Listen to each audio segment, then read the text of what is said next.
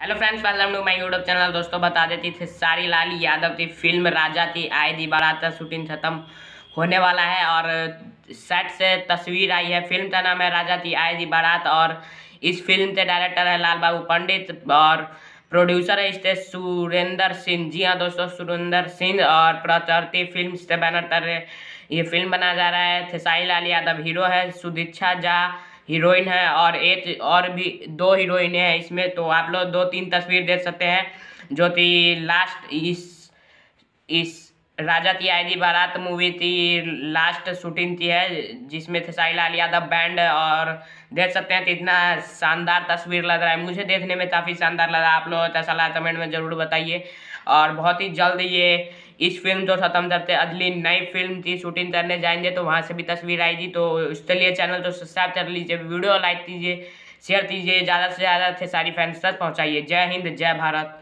मिलते हैं अगले वीडियो में।